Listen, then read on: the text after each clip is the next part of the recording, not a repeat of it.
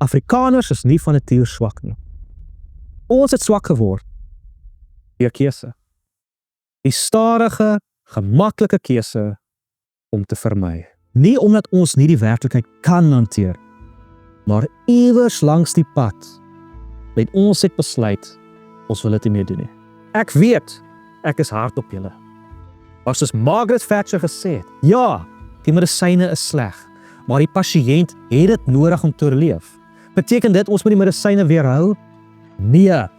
Ek is nie Pieter Kriel wat verontwaardiging voor die kamera opvoer nie. Mense wat driehoekies op hulle arms tattoo, kan net sowel ek as 'n idioot op hulle voorkop skryf. Ek is hier, want ek glo nog, daar is iets wat die moeite werd is om voor te veg. Geen samelewing kan ontwikkel as dit nie bereid is om sy eie agterlikheid te konfronteer nie. Dis wat Prins Mashele gesê het. Baie wit Suid-Afrikaners klap hande wanneer dit op swart gemeenskappe gerig word. Maar baie mense staan stil en vra hulle self, hy sit nie ook terug na ons nie. Selfkritiek is maklik, wanneer dit na buite gerig is. Dit raak ongemaklik en bedreigend, wanneer dit persoonlik raak. Hierdie toespraak is persoonlik. Lord Peter Ryan geskryf in sy boek A Pretoria Boy, dat in sy opinie, dit was nooit Afrikaners wat die grootste bedreiging na apartheid was. Dit is Engelssprekende elites. Kyk om jou. Was hulle verkeerd? Hierdie demokratiese alliansie gelei, ten spyte van die feit dat een van sy grootste kiesersbasis Afrikaners is. Tony Leon, Helen Zille, Mmusi Maimane, John Steenhuisen en nou waarskynlik Gordon Neil Lewis. Almal Engelssprekend. Wie is die individu wat tans Afrikaners opinies vorm? Rob Hershoff, Chris Wyatt, Byron York, Joe Emilio, Roman Cabernac. Uitstekende individu.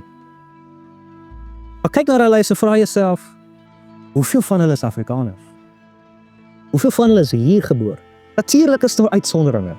Ernst Roets, Ronaldo Gous en die lys gaan aan. Maar die verhouding vertel 'n ander storie.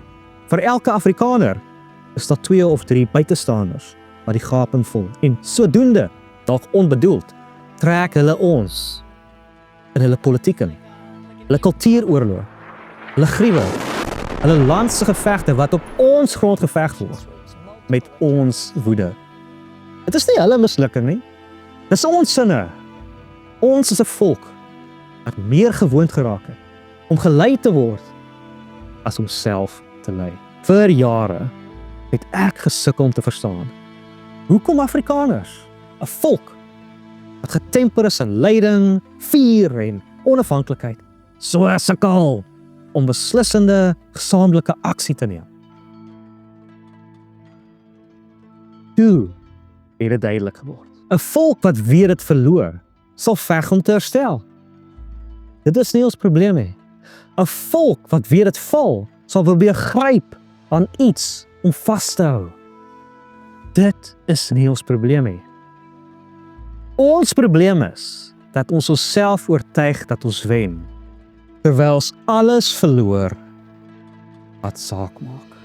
Ons het akademie gebou, terwyl al ons ander universiteite uitmekaar uitval. Ons wen! Die DIA kondig gebalanseerde begrotings aan, asof dit 'n prestasie is, en nie net die norm moet wees nie. Ons wen! Ons stuur 'n skerpe woorde brief van Ramaphosa, wat hy net ignoreer. Ons wen! Ons klop die tou by 'n staatskantoor vol buitelanders. Ons wen! Ons wen! Ons wen! Ons wen!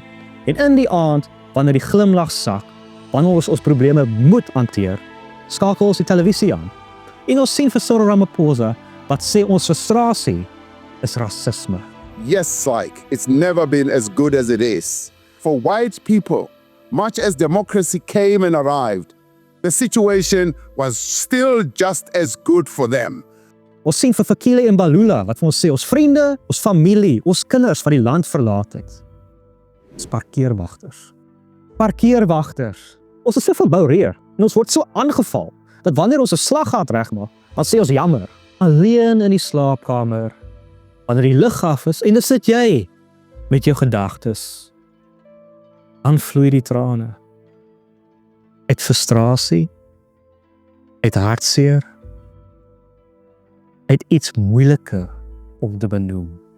Die diep, stille wete, dat iets is nie reg nie, dat jy verdien meer as dit. maar jy kan dit nie hardop sê nie. Toe jy bid, of jy staar na die plafon, en so kom die môre, en die siklus gaan aan. Dit is die val. Nie nederlaag nie, nie wanhoop nie. Stil, gemaklike, gevierde middelmatigheid. Uitgedos as oorwinning.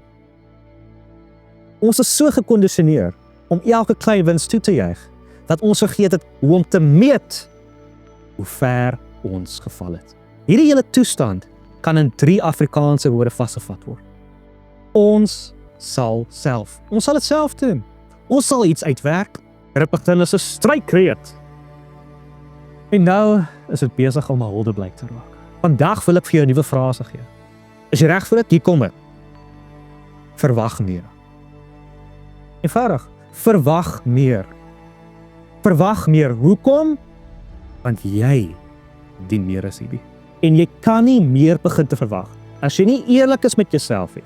Vir jouself in die spieël kyk en sê, ek verloor. Die Vryheidsfront Plus aanvaar 'n simboliese sleutel in kabinet. Glimlag en dankbaar klop hulle self van die skouer terwyl hulle korrektiewe dienste portefeulje kry en die staat herdoop Graaf-Reinet. Niemand bedank nie. Ons sal iets uitwerk. Ons sal nou net die nuwe naam ignoreer. There you go, ons wen. Nee, ons verloor. Hoe weet ek dit? Ek moes nou gegoogel het. Wat was Polokwane se naam voordat die naam verander was? Dit is al klaar uit my geheue uit. Dieselfde gaan gebeur met Graaf-Reinet. Verwag meer, want jy verdien meer as hierdie. Politici staan voor die kamera en vier dat ons nou 1.1% ekonomiese groei het. 1.1%. En ons sê ons sal iets uitwerk. Van maar net elke tweede dag stort om kostes te bespaar. Ons wen. Nee, jy verloor. Hoe weet ek? Botswana, ons buurman, het 50 jaar terug 'n BBP per capita gehad wat 8 keer swakker was as ons. Vandag is dit sterker. Die pula is sterker as die rand. Verwag meer, want jy verdien meer. Hoekom vra ons nie vir onsself hierdie vraag nie? Wel as alles wat ek nou vir jou gesê het nuus is, dan is dit deel van die antwoord. George Orwell het geskryf, wie die verlede beheer die toekoms. Die filosoof Eric Hoffer het al uitgewys, dat dieselfde Jode wat nou veg vir die dood vir Israel, dieselfde Jode was, wat na die gaskamers gelei was in Duitsland. Hitler het iets kouds en klinies verstaan. Voordat jy mense kan marseer in 'n oonting, moet jy hulle eers marseer uit hulle eie toekoms uit. Jy moet hulle oortuig dat oorlewing nie bloei die hoogste moontlike ambisie is. Maar die huidige situasie, hoe vervalle ook al, maar net hoe dinge is. En so in die konsentrasiekamp het mense klein genades gevier. Nog 'n dag oorleef, effens groter rantsoen. Hulle het oorlewing geprys, want hulle het vergeet dat hulle is geskep vir iets baie groter as dit. Afrikaners herinner my in die gevangenis in The Shawshank Redemption, so lank agter mure gehou, dat wanneer die deur uiteindelik oopgaan, vryheid meer bedreigend voel as die sel. Wanneer ek met Afrikaners praat oor die idee se Kaapse onafhanklikheid, wat my skok, is nie die debat nie, dit is die twyfel. Dit is die, wie is ons om so groot te droom? Dit kom van 'n volk wat eens niks kleiner as 'n nasie gedroom het nie. Afrikaner, het jy vergeet wie jy is? Laat ek julle herinner. 'n Klein groepie voortrekkers met ossewaans en vasberadenheid het een van die mees genadeloose terrein op die vasteland oorgesteek om republieke uit niks te bou nie. Julle vier gelofte dag. Onthou julle wat daar gebeur het? 'n Handvol Afrikaners, ver oortreffend getalle, het 'n verbond met God gesluit en hulle grond gestaan teen 'n Zulu mag en nie gebreek nie. Julle is 'n volk wat die magtige Britse ryk met al sy soldate, al sy hulpbronne, al sy oorlogmasjinerie tot uitputting gedwing het. En na die verwoesting van die Anglo-Boereoorlog, masafbrandings, die konsentrasiekampe, die verlies van alles. Wat het die Afrikaner gedoen? Hulle het nie teruggetrek of verstrooi nie. Hulle het 'n eerste klas ekonomie gebou, wêreldklas infrastruktuur, sterk weermag, instellings van medisyne, reg en wetenskap wat langs die beste in die wêreld gestaan het. Hulle het individue opgelewer, so generaal Jan Smuts, wat die Engelse as hulle eerste minister het. Dit is wie julle is. Die vraag is, die enigste vraag vir vandag saak maak, is nie of Afrikaners tot meer in staat is. Ons ken die antwoord. Die vraag is, hoekom glo julle dit nie meer nie?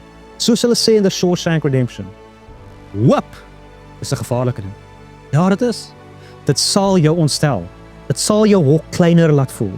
Dit sal jou die gemak van lae verwagtinge kos. Maar daai pyn wat jy snags voel, daai seer, wat vir jou sê dinge is nie reg nie.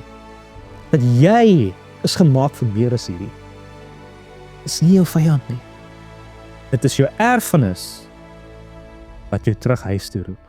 En probeer soos jy wil, dit gaan jou nooit verlaat nie.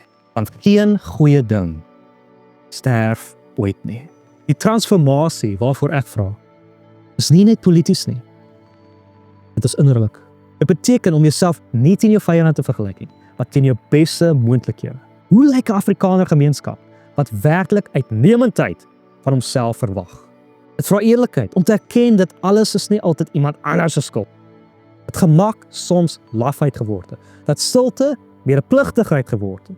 En dit was makliker om ander te blameer as om na onsself te kyk.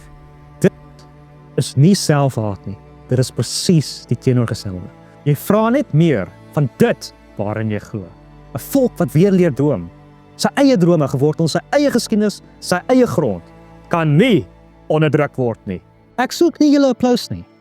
Ek vra vir iets moeiliker. Verantwoordelikheid. Nie vir Ramaphosa nie vir die ANC nie vir F.W. de Klerk nie. Vir jou eie rol. Vir die stilte. Vir die gemak.